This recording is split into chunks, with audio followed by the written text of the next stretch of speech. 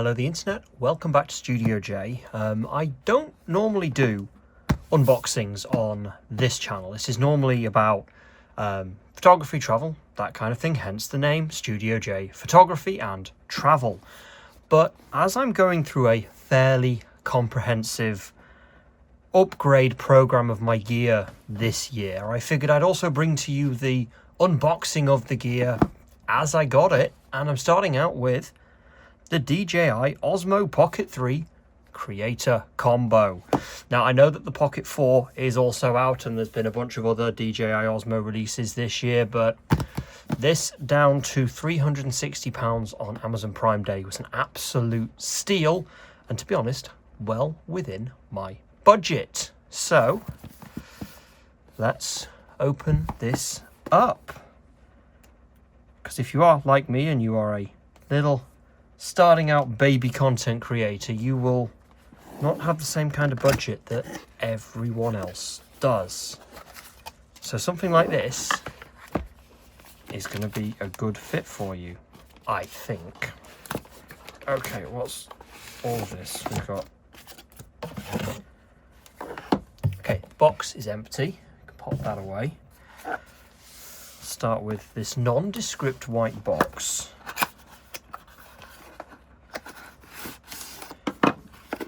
Anything else in there? Nothing else in there.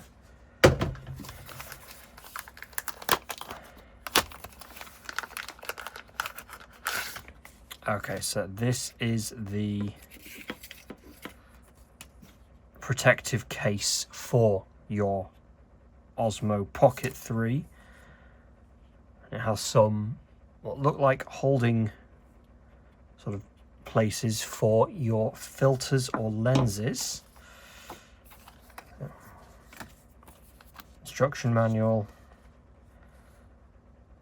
That is a pretty cool sticker. More, I believe that's warranty. Creator combo. But it's all in this.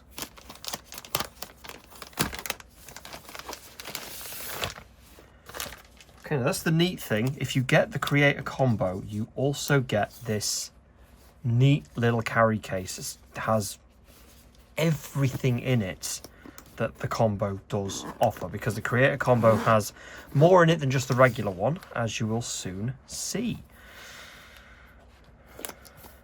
So firstly, there is this, and I believe this is just an additional bit of battery. It's like an extra battery for it. Creator combo also comes with this wireless microphone, which is going to be very handy. Let's go for this one next.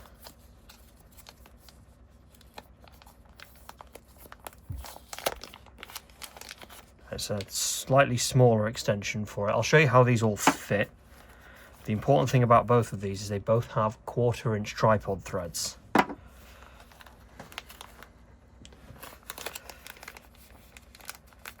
Okay.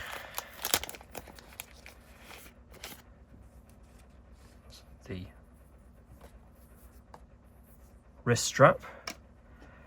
And this is the usually known as a dead cat for your microphone. I believe it just clips in like that. There we go.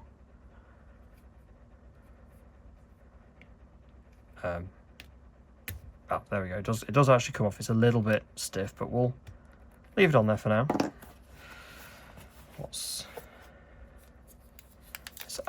This is the magnet clip, because it does have its own little grippy clip, but also a magnet as well. So if you don't want to clip it to something, you got the magnet, mainly sort of for clothing and that kind of thing. We have the usual forbidden candy, USB cable, USB-C, as everything is these days, and that's all that's in there.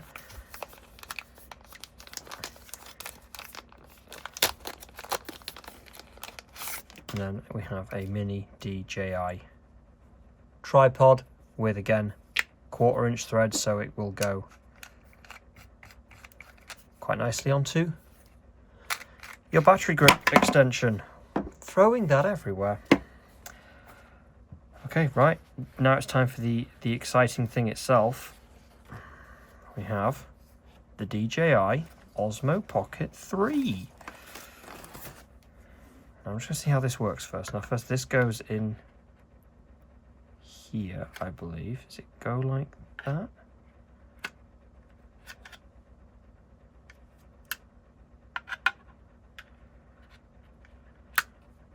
I'm not sure how it's meant to...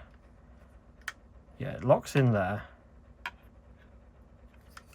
Ah, it's putting it in the wrong way. So you can see how it is nice and safe and secure in the little protective cover. Keep the camera that way.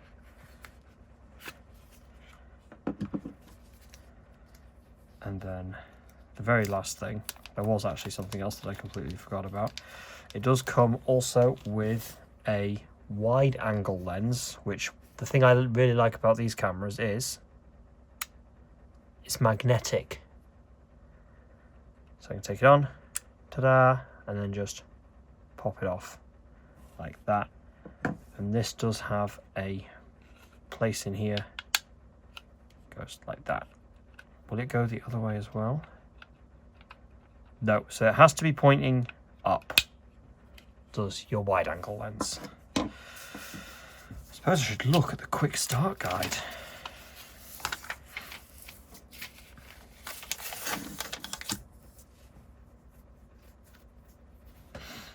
First things first, it does want me to have a memory card, so I'll be right back. Right, there we go. Coincidentally, I just happened to have gotten myself a new memory card as well.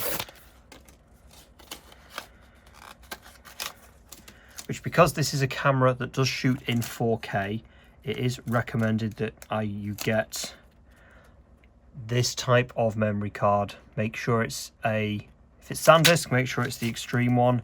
And if you're shooting in 4K, you'll need a lot of room as well. So, oh, that was a bit disappointing. 128 gig is a good place to start. So first things first, it says pop the memory card in. Now it's interesting to note that it's just there. There's no cover. It's not sealed or anything like that. So be careful with this in the weather. Okay. I think I can do this. I think I can peel it off. And we rotate the screen. It works. Oh, it's come on. It's come alive. Yep, English. Activate before use. We'll skip that. We'll come back to that. I'll come back to that later because I want to get it set up. Also, the phone that I would need to set it up, I'm filming this video with. Okie dokie. So,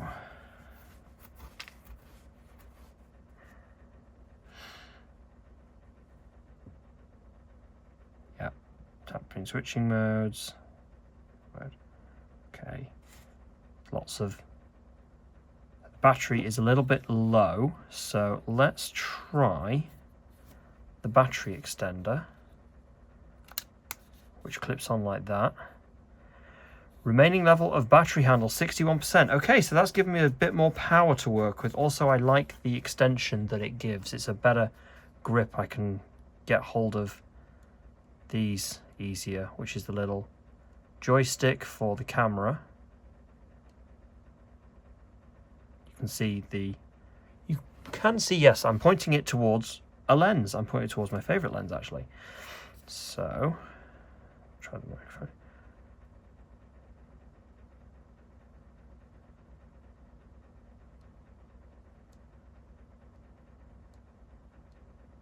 Okay.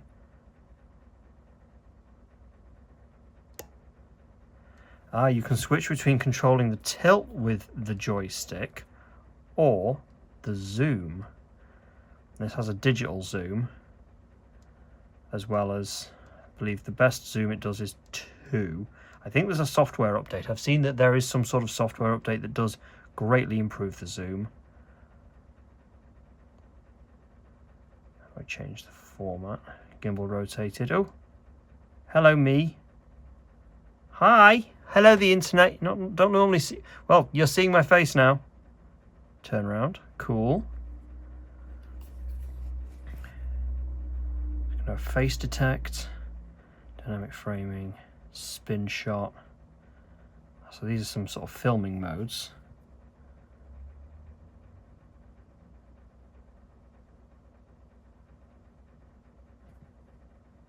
Okay. 7 hours and 2 minutes it says. That's a good amount of time to have on a memory card. So what film modes we've got? We've got low light, slow motion, time lapse, photo, panorama.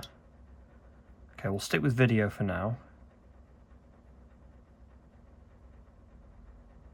Oh no, I've just turned on active track. I don't want it to do that. I want to know how I change the filming mode, because it's currently 1080p and 30.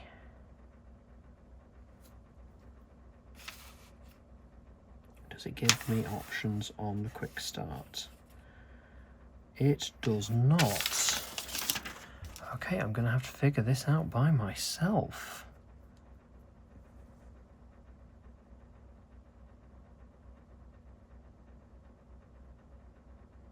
Swipe up, there we go. Okay, so 7 hours and 2 minutes at 1080p. If we switch all the way to 4K, 60, 2 hours and 21 minutes. But if I drop it to 30, 3 hours and 8. So you've got plenty, and there's 2.7K as well, 4 hours 42. There's plenty of options that you have here, the internet. I'm probably going to stick it at 4K 60 to start with and see how I go from there. And then to turn it off, press and hold. There we go. 33% on the camera, 41% on the battery. But what I like about this camera is if you need it quickly, is it going to ask me to do this? Yeah, it's going to ask me to do that every time until I've got it set up. But that's fine. You can turn it on just by flicking the screen like that. You can't turn it off, or you can. Okay, that's a mode that it does. I believe once it's activated though, it can work slightly differently. But what I need to do now, let's peel that off. Get this thing charged up, and then give it a bit of a road trip to test out how well this camera actually works, and if you are watching this in 2026, should you buy it? So to preview the filming modes, we'll start off with just regular video. Alright, so I have come down to my mum and dad's garden, because it's a nice expansive space, to show off how all the modes on this do actually work. Of course, I am starting out filming here in 4K as the dog is being watered. First thing I'll do, so I'll show you the wide angle. So this is the normal view with the wide angle. The normal view with the wide angle. The normal view. So despite my skepticism of whether or not the wide angle lens would actually do anything, it does actually quite dramatically increase the field of vision. And then back to normal. Kind of jimmied the camera a little bit there.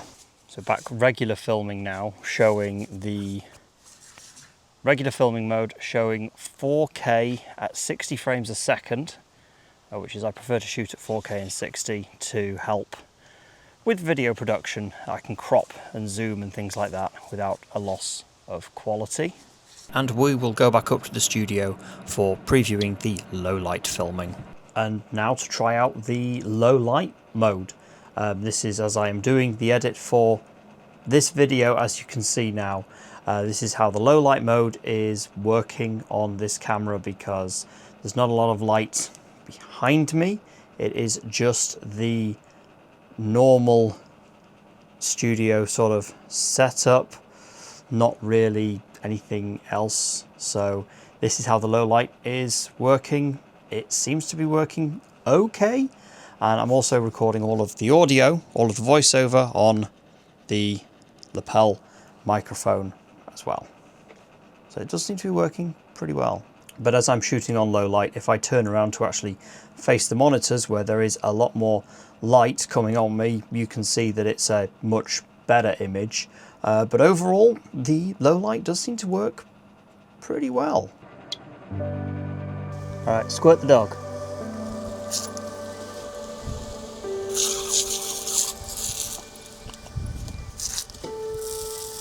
And this is the slow motion, I believe, shooting at 240 frames a second in 1080p. Of course, I realised during the edit of this video that the slow motion doesn't record any sound, so what you have there is just what the microphone was recording as a standalone microphone. Then the motion lapse, which I didn't know what it was until I actually tried it out.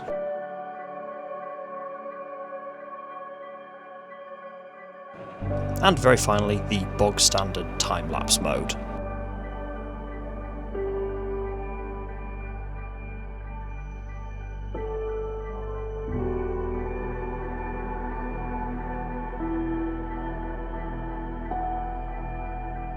So all in all, I'm really impressed with how this camera has actually performed through its sort of initial testing, and for what is essentially a 2-year-old camera is pretty good. I'm very happy with it, and I'm honestly looking forward to making a lot of videos with it and just really exploring the limits of what it can actually do. So to sign this off the internet, this is a very good little camera so far. DJI Osmo Pocket 3. I gotta say, if you are still watching this in 2026 or maybe even 2027, this camera is still worth it. So I will see you in the next one, where I'm unboxing a slightly different camera to this one. I know I said I don't really do unboxing videos on this channel, but well, this camera and another camera. It's actually the camera I am filming you on now, which is my brand new Canon R6 Mark II. So I will see you in the next one. Bye for now.